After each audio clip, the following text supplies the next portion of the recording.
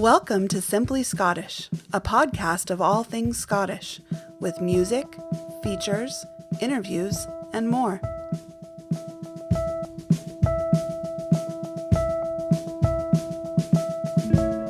Welcome to Simply Scottish. I'm your host, Andrew McDermott. On this episode of Simply Scottish, we explore the enduring legacy of the Carnegie Library buildings in Scotland. More in a minute, but let's keep listening.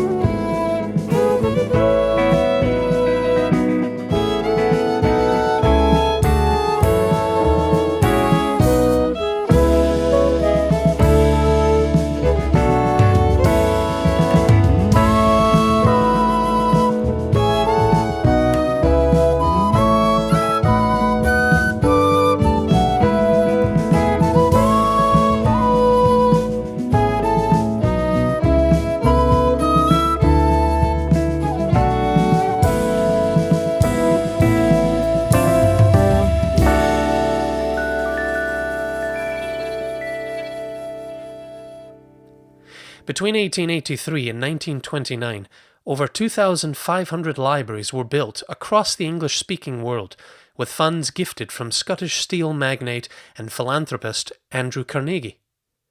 We'll zoom in on a few as we review the fate of Scotland's Carnegie buildings. Are they still serving their communities as hubs of learning and discovery? Or have they been confined to history? By the way, if you enjoy Simply Scottish, like us on Facebook to be the first to know about new episodes and take advantage of our music giveaways. Find us at facebook.com/simplyscottish. Get more episodes of the podcast on the website, simplyscottish.com, or through your favourite podcast app. Simply Scottish is available on Apple's Podcasts app, TuneIn, iHeartRadio, Stitcher, and Podomatic. Let's kick things off with more music. Here's Claire Gullan and Friends with a brand new West Coast Ceilidh jig in the traditional style, written to celebrate a special tree on the Hebridean island of Eriskay, planted over 100 years ago by poet Father Alan MacDonald. It was Woodland Trust's Tree of the Year in 2018. This is Nettie's Tree.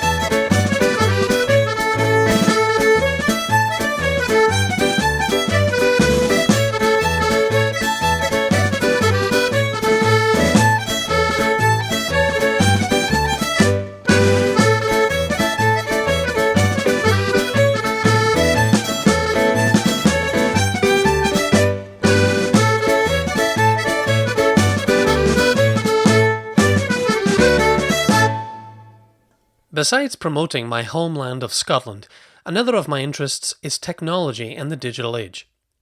I write a blog, ageofthesmartphone.com, where I encourage people to live authentically in the digital age.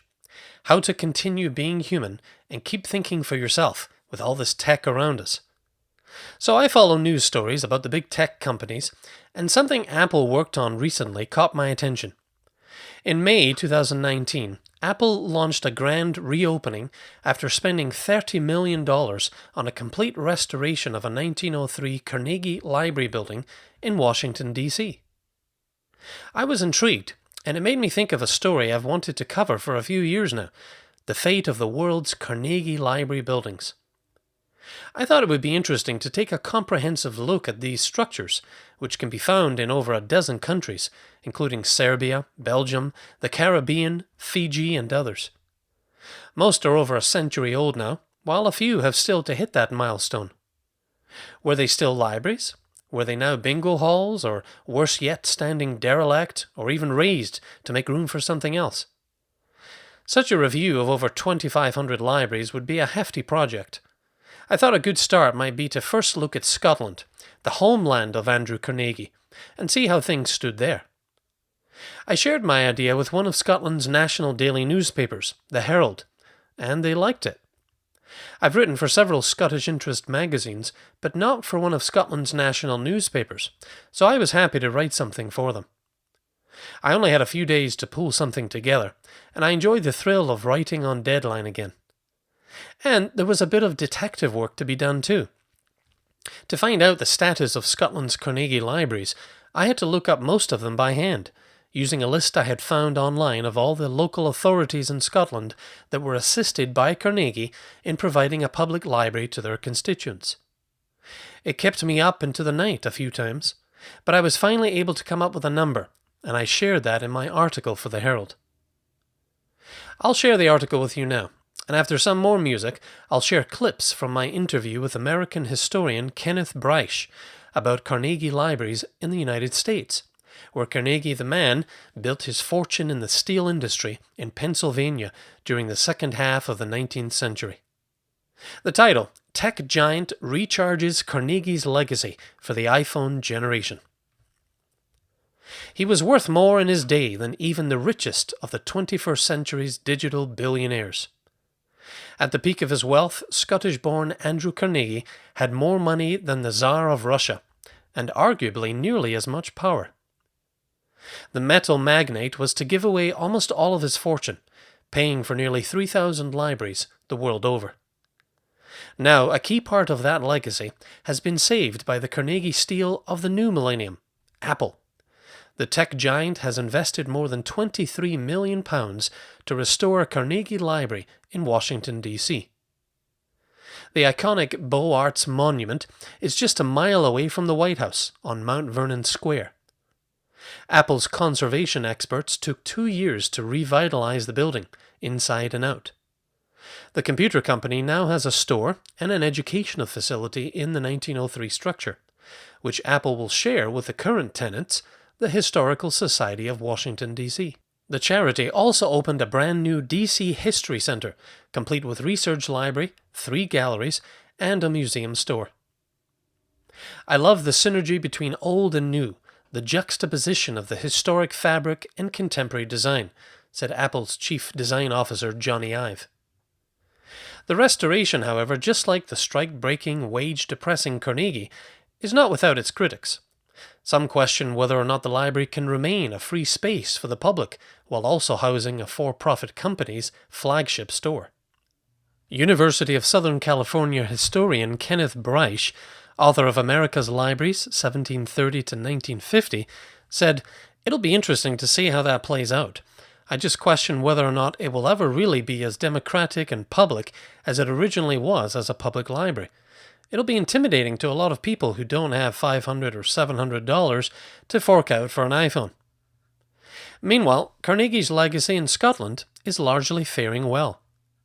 In total, 56 boroughs and parish councils throughout Scotland received the tycoon's assistance to establish one or more local public libraries. A review of those local authorities reveals that over 70% have Carnegie buildings that still function as libraries today, a testament not only to the man who made them possible, but also to the locals who have used them and maintained them over the last century. Some buildings have recently benefited from renovations and extensions. The Dunfermline Carnegie Library, for example, the first one that the tycoon funded, in 1883, underwent a 3-year extension project that finished in 2017. It introduced a museum over 2 floors, 3 exhibition galleries, a new children's library, a local archives study space, and a mezzanine cafe with impressive views of Dunfermline Abbey and the Heritage Quarter. The Carnegie Library in West Calder, originally opened in 1904, also experienced a refresh in 2017. The 20-week project included restoring the library's original floors and creating a modern environment with new shelving and furniture.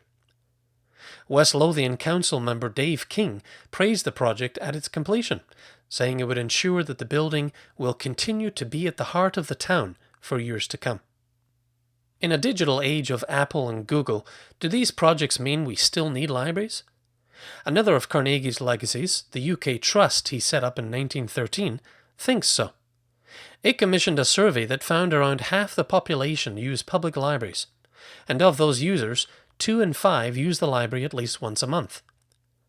Meanwhile, people are far more likely to say the library is important to their community, around 3/4, than to themselves personally, 2/5, according to the study. The Trust is also partnering in the development of Scotland's first national strategy for public libraries, and they're encouraging innovation and public engagement through initiatives like the Carnegie Library Lab and Engaging Libraries.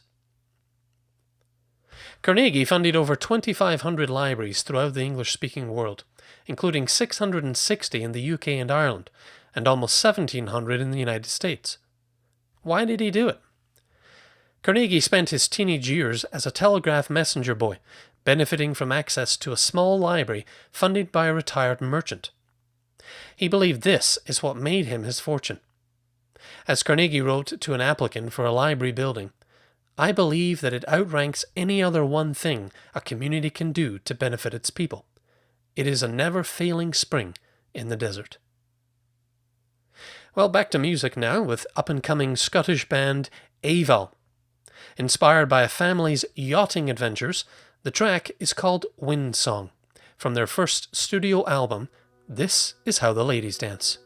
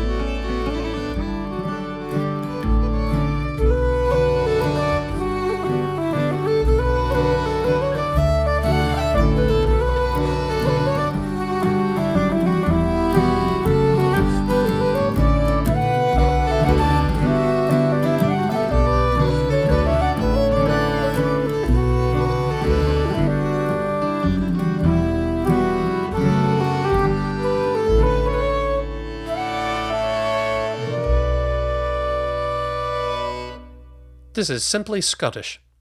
On this episode, we're looking at the legacy of Andrew Carnegie and his library buildings, specifically in Scotland.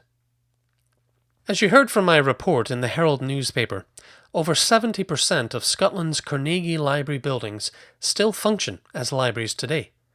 And although I didn't research the rest of the UK, I'd venture to say the percentage across the United Kingdom as a whole would come out to be about the same. Because these countries have so much history, and the people are used to living in historical environments where experts have much experience preserving elements of national heritage, old buildings tend to fare better and have a longer shelf life, so to speak. In younger countries like the US, where innovation and modernity are woven into the cultural fabric, it's not surprising that 100-year-old buildings would give way sometimes to larger, more technologically advanced structures. While writing my piece for the Herald, I connected with American historian Kenneth Breisch, founder and director of the University of Southern California graduate programs in historic conservation. He's also the author of the recent book America's Libraries, 1730 to 1950. I asked Breisch how he thought Carnegie's library philanthropy shaped the history and development of libraries in America. Here's what he had to say. Well, in an incredibly dramatic way, I guess I would say, based on my research, I would say that there were probably around 500 public library buildings, purpose-built structures in the United States before 1900. And, although Carnegie began to fund libraries in some of his steel towns in the very late 1880s and 1890s, it wasn't until about 1899, 1900 that he really began his large-scale philanthropy. And, between then and really World War I, but about 1920, he funded almost 1,700 libraries in the United States. So it was an incredible expansion.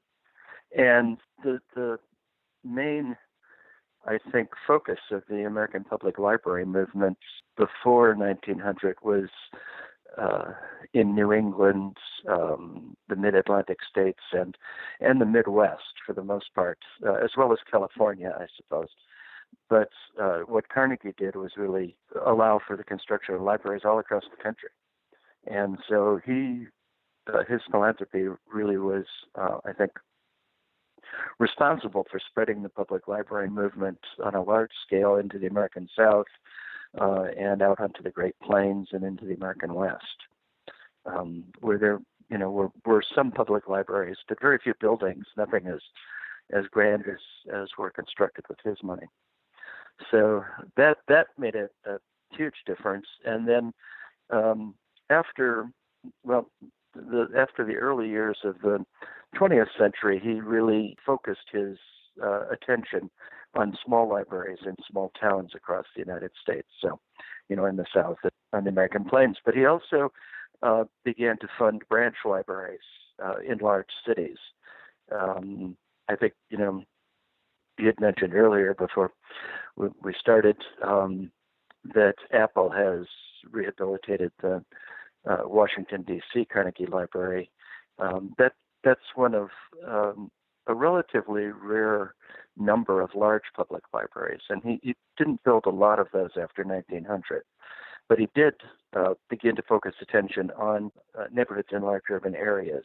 In the early 20th century, for instance, he gave the city of New York more than $5 million to build 67 branch libraries, in Manhattan and the boroughs.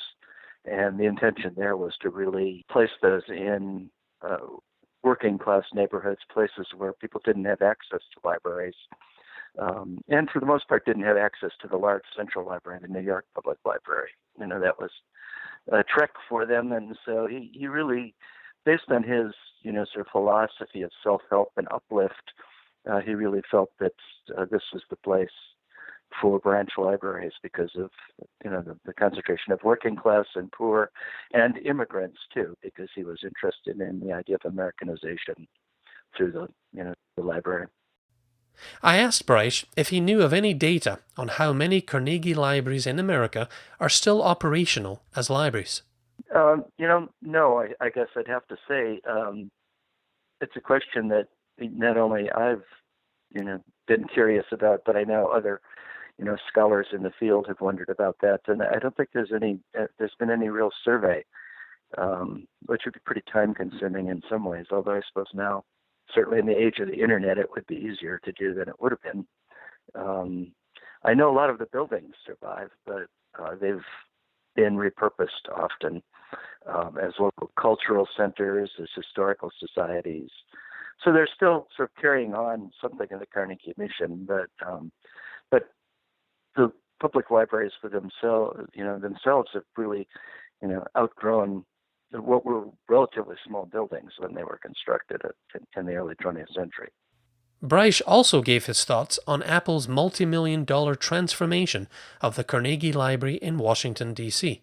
So it'll be interesting to see how that plays out, in my mind, because the building's still there, and Apple, I know, wants to use it as a kind of community center of sorts, as they've along the lines that they've been transforming some of their Apple stores. But I just question whether or not it will ever really be as democratic and public as it originally was as a public library, I think. I also asked Breisch if libraries were still important in the digital age.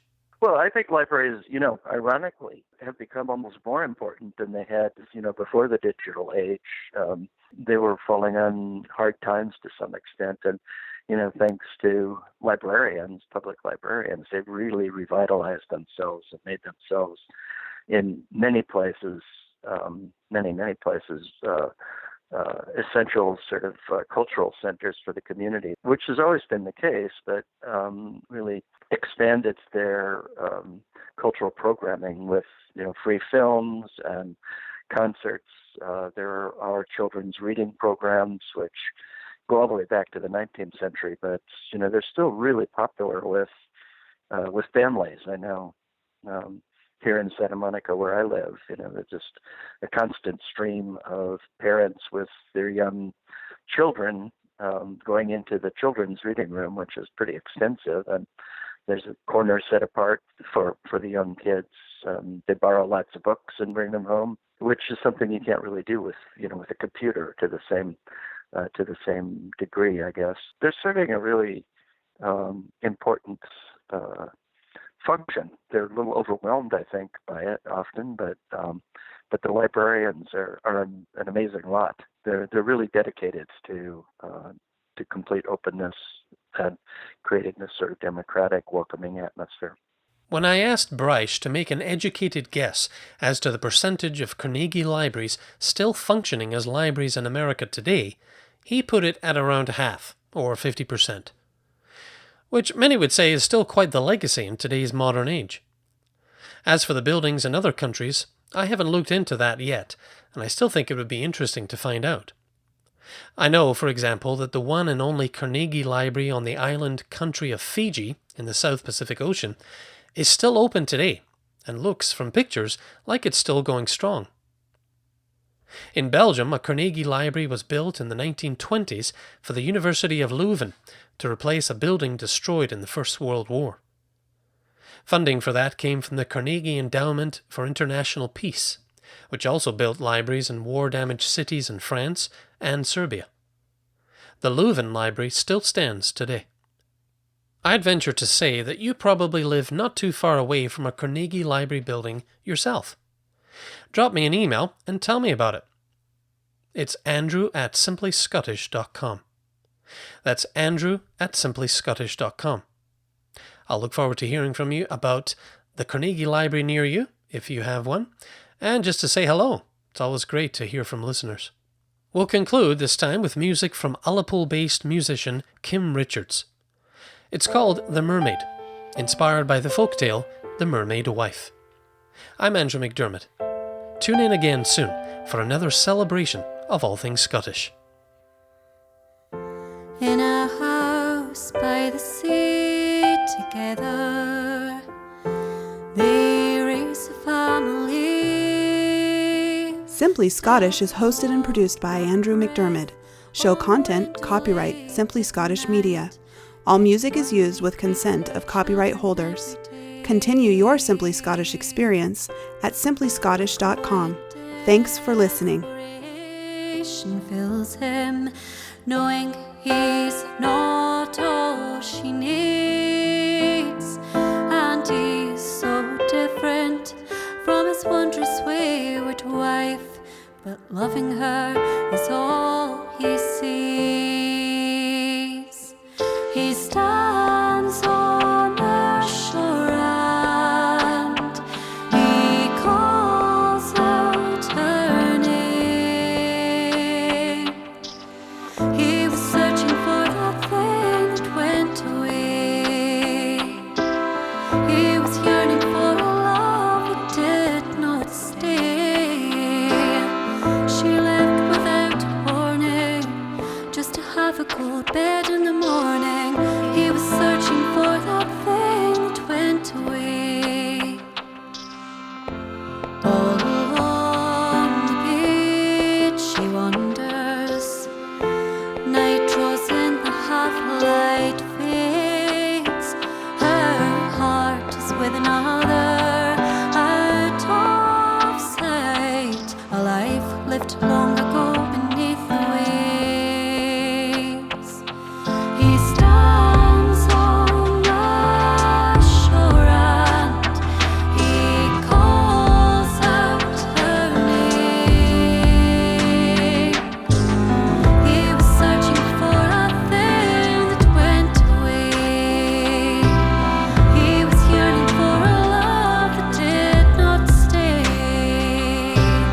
She left without warning, just to have a cold bed in the morning.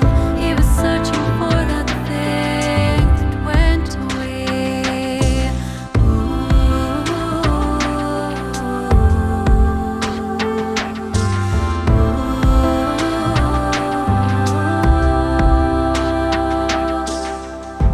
In a house by the sea, alone there, traces of absent